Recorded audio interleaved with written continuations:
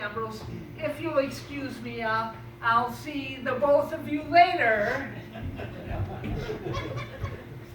I'm sorry. I just can't seem to stop crying. Now, why don't you tell me what those tears are all about? Well, I don't know. These days it doesn't take very much for me to start crying. Well, my granny always said, ain't no use crying a river of tears unless you've got something to be crying about.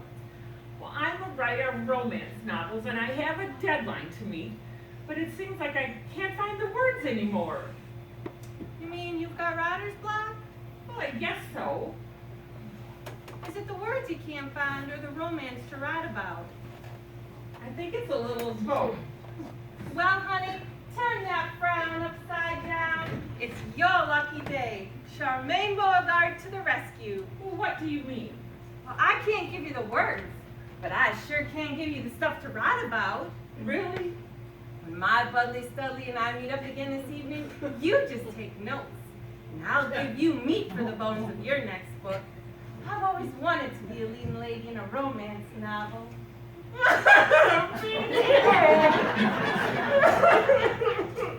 No, honey child. You've got more tears than a magnolia tree has blossoms in the springtime.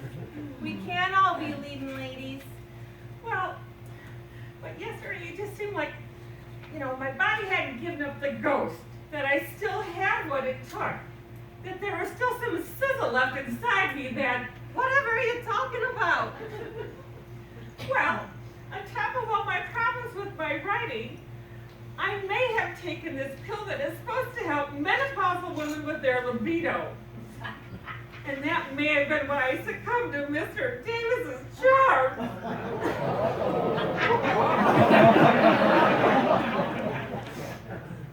What? Mr. Davis? Well, Succumbed? nothing happened, but I did invite him to my room. Did he accept the invitation? Well, yes.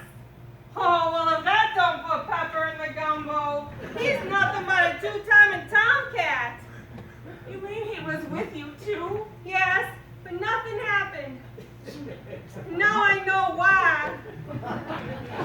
Oh, my Budley Studley, how could you do this to me? I didn't expect you to be faithful, but not in the same house, on the same day, at the same time. Man!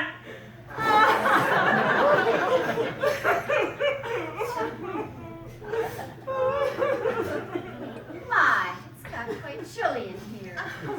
Why can't you ever have a good hot flash when you need one? In heaven's name, what is going on? Fun! What has that little weasel been up to now?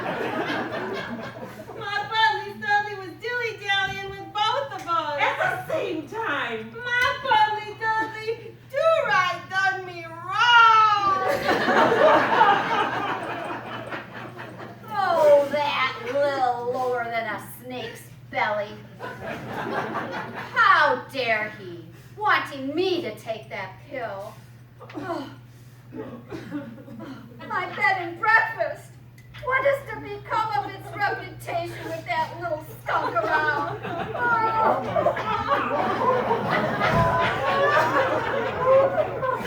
Why are you all weeping? Bud! What about Bud? You do that to me. You broke my heart. One at a time.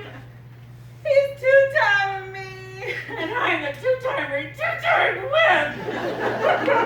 And it's all because of a pill that Bud gave us. What pill? Oh, it's supposed to increase the libido in menopausal women. And it's called... Venusia. How do you know what it's called? Ladies, I'm afraid it's time for me to confess. I'm an old friend of Mr. Mitchell's, and we used to work together. He called me and asked me to be the guinea pig and try the Venusia pills. I did it in the name of science. What I don't understand is how Bud got his hands on them. I thought Henry had given them all to me. Oh, And by the way, I'm afraid it's 3-timing. You too? Well, nothing happened.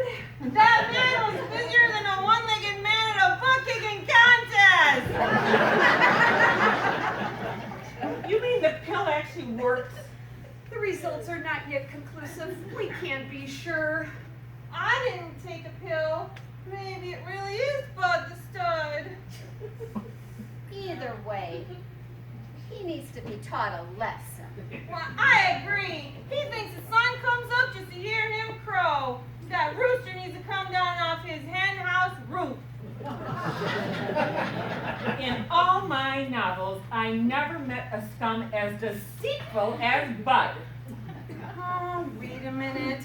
Didn't we all succumb to Bud's charms? No, I did. Well, be that as it may, what Bud did was wrong. May I see those pills? Sure, I'll go get them. Well, I, of course, don't ever need pills like that. But if they really do work, it can't hurt. You know, I did feel a little different yesterday. So did I. Here you are. Oh. Why, these little blue pills look just like those Viagra pills that Bud seems to live on. That's it. That's how we fix Bud the Stud. What do you mean? We'll swap Bud's Viagra with the Venusia. He won't know the difference. And Bud the Stud will become Bud the Dud.